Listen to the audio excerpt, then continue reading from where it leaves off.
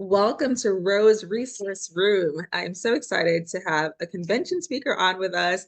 Barb is here with us, and she is going to talk to us about high school and all the things that you need to know. But before she does that, I just want to give you a quick moment to introduce yourself, Barb. Tell me about you, the woman, before you start telling me about like your homeschool mom and all the other titles and roles and hats that you wear and play. But I don't know what there is to say as far as me as a woman beyond that. So my background is elementary education. So that's what I did before I had children. And then other than that, my husband and I were on staff with InterVarsity Christian Fellowship. So we worked at Clarion University and Penn State Behrend. So we actually kind of did it a little differently than other people do in that we both had been working for a number of years when we decided to go on staff. And so we quit our jobs and we sold our house and we moved and we freaked our parents out. So the good thing about that is that now our son is thinking about becoming a professional disc golf player. And we're like, yeah, you're young, whatever. We're not going to freak out the way our parents did. But yeah, it was a great experience to do that. So both my kids were born in Clarion because we were on staff there when we started our family. So that was kind of a cool thing. Otherwise, like I said, I taught third grade, I taught fourth grade, I taught in public school, I taught in Christian school. And then during the pandemic, I taught kindergarten at a local Christian school. Sorry about that. It's completely okay. I have two dogs, two toy fox terriers that are 16 and a half years old. And so they're not real on top of what's going on in life. And sometimes they just bark for no reason. So It's their nature. It's completely acceptable. So anyway, yeah, so I don't know. Other than that, I've been involved in things like teaching English as a second language at my church, and women's ministry things. So yeah. That sounds amazing. You have a full life. I love it. Can you share a little bit more about your journey in terms of homeschooling through high school? How old are your children and how has that been going? Okay, so my children are grown.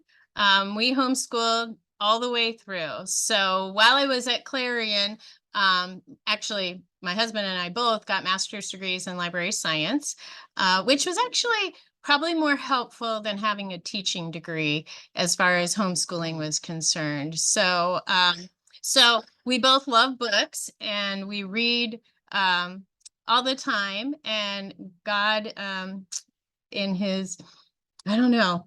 I don't know if I want to say sense of humor, but but our youngest son is dyslexic. And as far as we know, no one else in our family is dyslexic. And so that has made the journey a little more interesting. But like I said, he's grown now. He's 24 and he's a mechanical engineer. And he actually graduated from high school and got an associate's degree in math and science from our local community college at the same time. So that was really nice. When he went to college, he had a full tuition scholarship too, so that was great. But he was able to take like a lighter load in engineering because he had that associate's degree already. So that was a huge benefit of homeschooling as far as we were concerned. My older son is 27. And he is just finishing his first year as an assistant professor of computer science at Texas A&M. So he went straight through. So he's been in school for like the previous 9 years. He went to Carnegie Mellon. I'm going to grab her. All right. So he went to Carnegie Mellon here in Pittsburgh, and then he went to the University of Illinois right out of college for his PhD.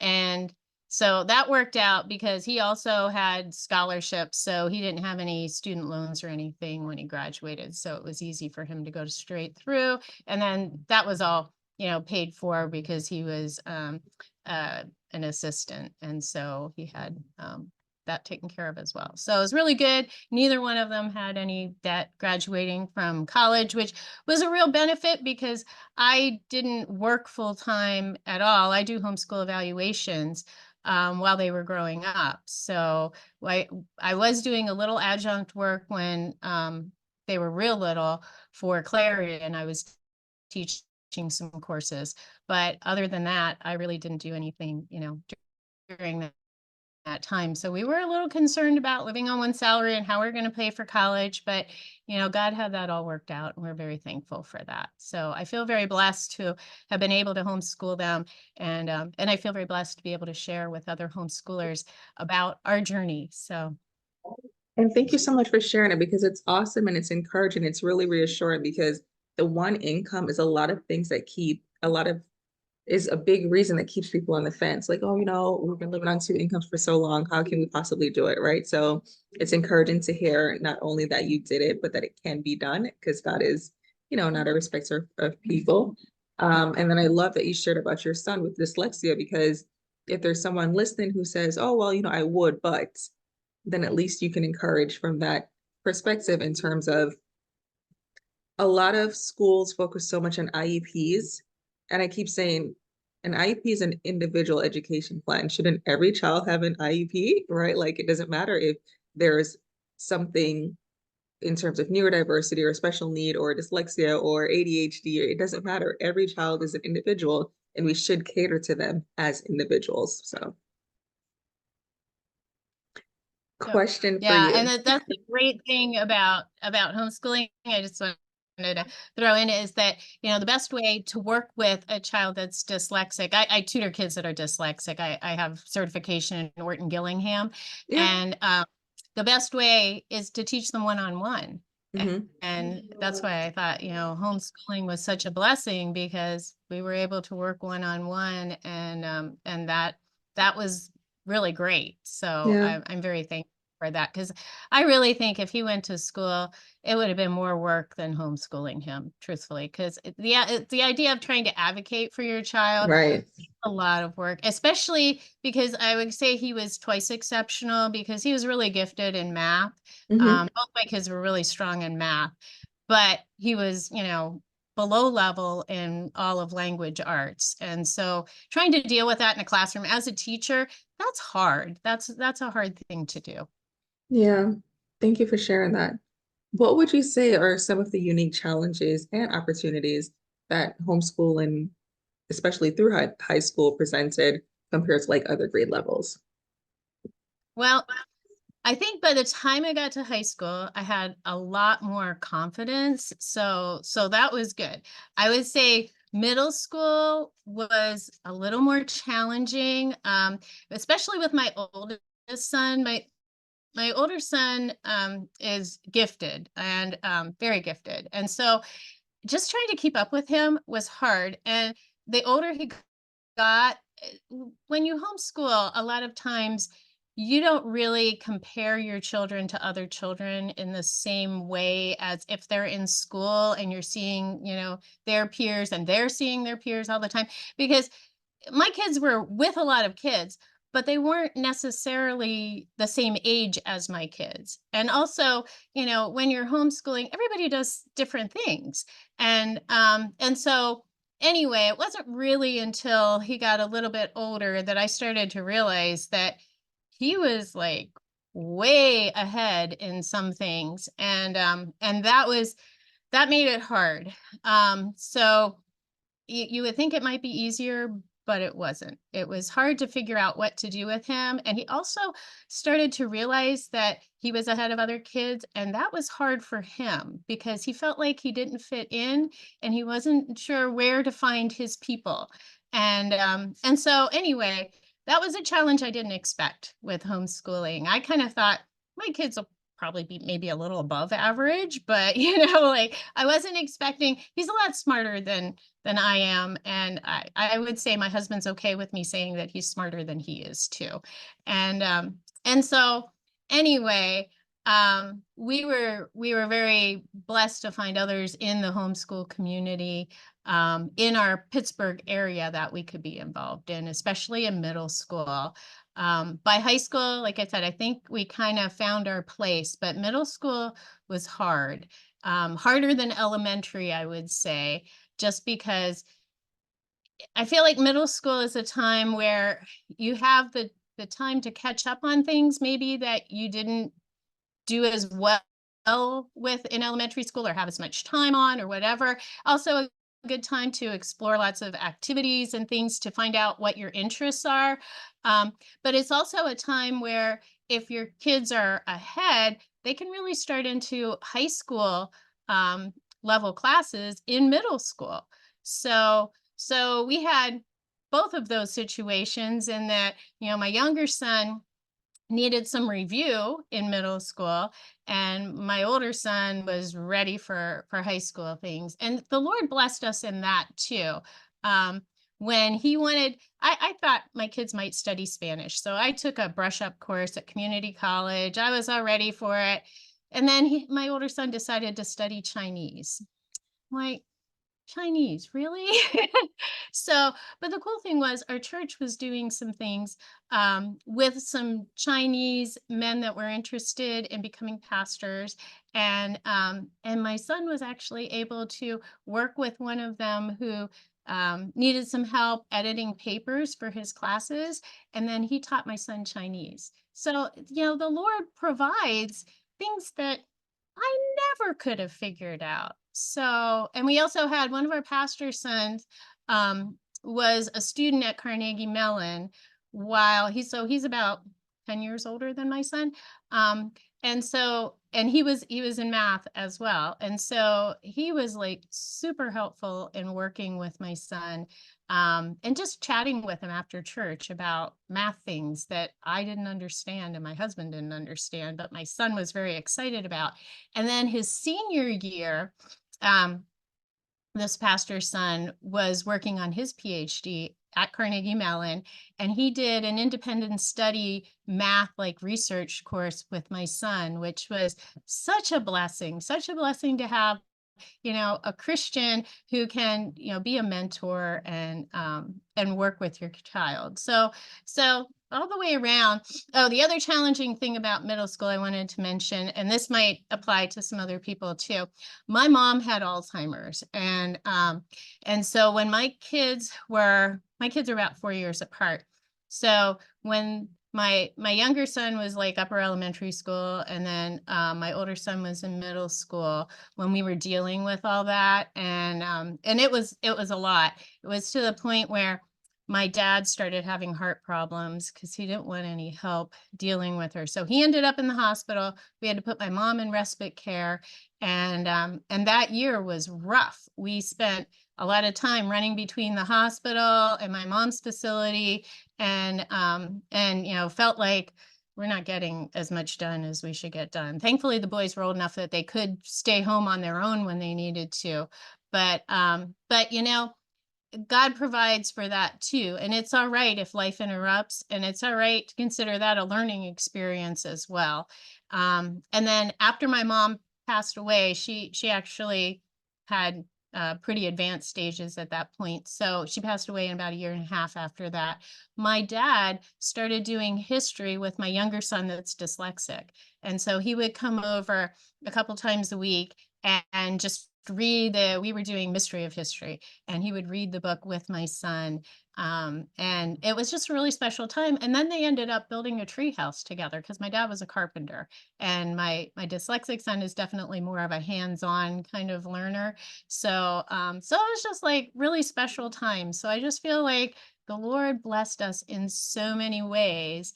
And I know it's different for everybody, but those are just some of the things. Another big thing for us in high school was doing dual enrollment at our local community college. That was really, really helpful as far as, being able to do lab sciences and things that I didn't really want to do in my kitchen anymore. So, yeah.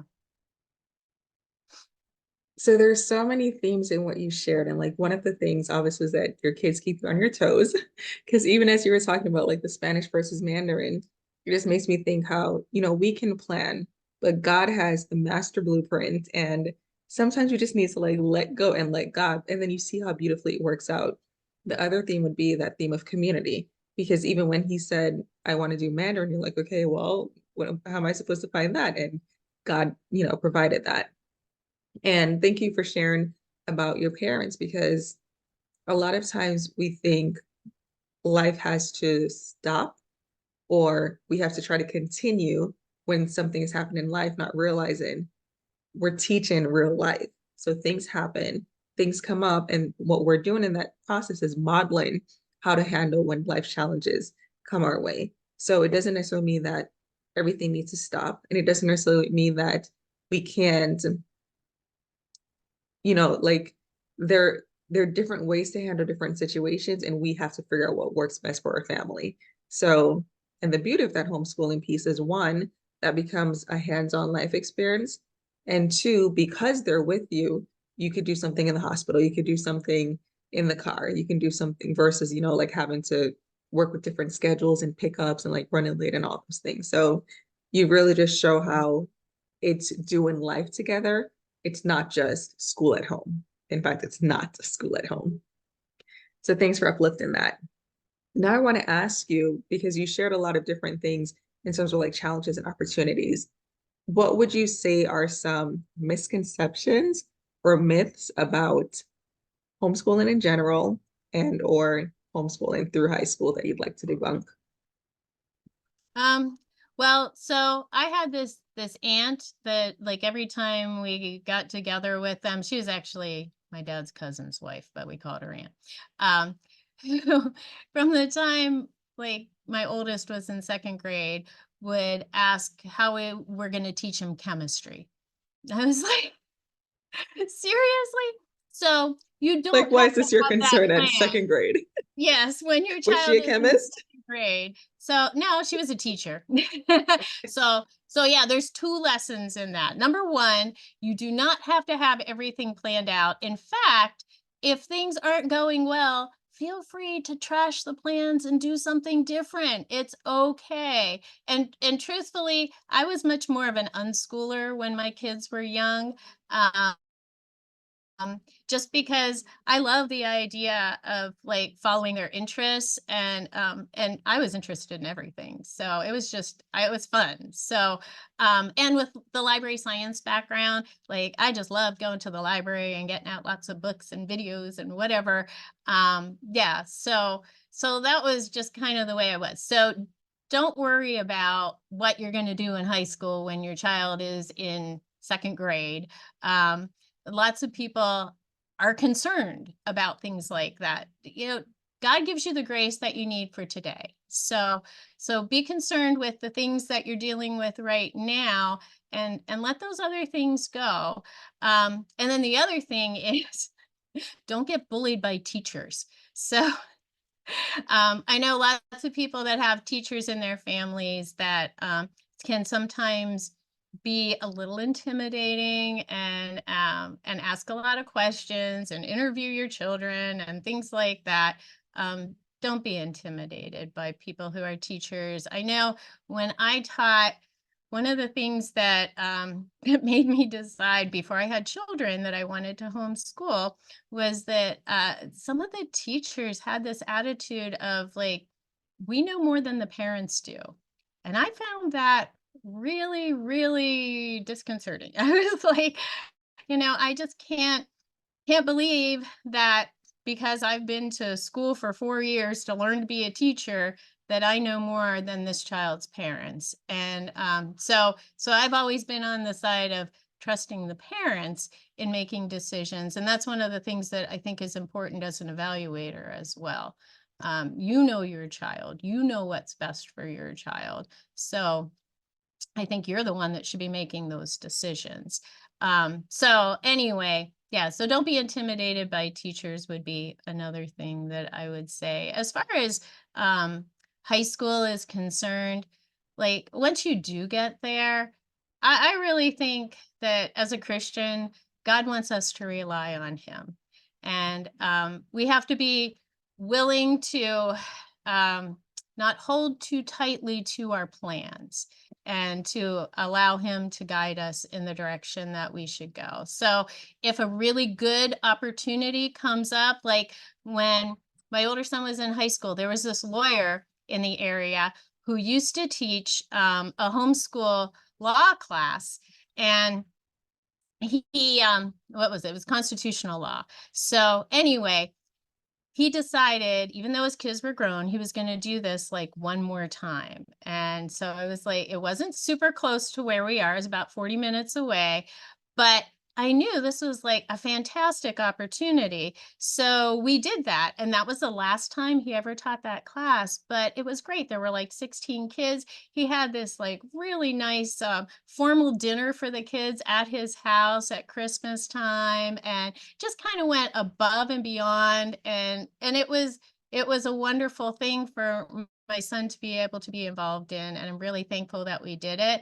And I think part of it was, I didn't have everything set in stone, so I wasn't like, because sometimes I feel like people are like, well, this is what we have to do and we have to get this done.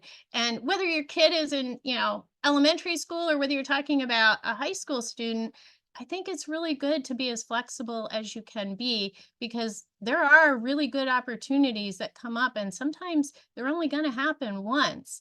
So if you can be flexible enough to let go of your plan sometimes and do something really good that comes along, I think that's a great idea as well. So you talked about like those people who try to plan everything out. That was definitely me. And I'm not sure if you saw when I sighed a sigh of relief, like, okay, just trust the process and you don't have to have everything planned out. And it is okay to tweak, pivot, right? Like I think sometimes, like I'm not one of the people who say I bought this book and I have to make it work, but I do want to plan out everything, not to high school because my boys are only 7 and 9, but I do. I try to be organized and I try to plan, but I think the most important piece in that planning is making sure that we're including God in it. Mhm. Because I think sometimes we do okay, God, so this is my plan, bless it. And that's not the way it's supposed to be done, right? We're supposed to ask and get direction and have Him order our steps versus just trying to put everything out there and saying, okay, God, this is what I'm doing. I hope you were okay with it, right? So I just really wanted to highlight those great nuggets that you shared and ask if you had any other final comments to share. Um, well, the other thing that I'd like to say is be willing to share what you've learned with other people, because people always need encouragement. I mean, as a homeschool evaluator, I've been evaluating for like 23 years. And I get emails and calls all the time from people who have pretty basic questions about homeschooling, and I'm happy to answer their questions, but it's great to have other people who are willing to just come in and help new homeschoolers, especially. And new homeschoolers can be people who have little ones, like young kids like your kids, but they might be people who have a high schooler and they've just started homeschooling. Like a lot of people started homeschooling after the pandemic. And so they're trying to navigate these things and it's not that easy. So, whatever you can do to help and encourage other people, I think that's really, really important. And people did that for me. So I'm happy to do it for other people. In fact, like this Monday, I'm having a getting started homeschooling meeting at my house, and I have like 20 people coming. And then the Monday after that, I'm doing homeschooling high school at my house. And I think I have 15 signed up for that already. So anyway, just because when I started doing evaluations in April this year, I had so many people asking, are you going to do this? Are you going to, because I've done them before. And we had our kitchen renovated. And so I had planned to do something in April, and that didn't happen because of the kitchen renovation. So I'm pushing it, doing it in May while I'm doing all these evaluations. But it's great. It's great to be able to share with people and encourage them. So yeah, be willing to share the things that you've learned with other people, and they will appreciate that, and God will use that to bless them. Thank you so much. I love your heart to serve, and I love that you're sharing that, pay it forward. And then once you're done with the situation, go back and help bring the other people up with you. That's so beautiful that you're still serving in this era, even though you're no longer, as they say, in the trenches. So thank you for your heart to serve. I know CHAP has a mentorship program and they definitely do that. Like we have moms who the children are no longer in the nest and they're like, well, I wish I had someone when I was doing it. So I'm going to continue serving. So thank you so much for your heart to serve. Well, I appreciate you doing this. I mean, this is, great to have these resources that weren't available when I was homeschooling. So I think that's wonderful. And I refer people to the CHAP website all the time, the Homeschool Pennsylvania site, because Awesome. there's just so much there and it's so useful. And it's great for people like me to be able to do that because I don't have to go find these resources myself. I can refer Right, people to that site and everything's there. right. Awesome. Thank you so, so much. And I will come and say hi to you because I will be at the CHAP convention. So I look forward Great. to seeing you.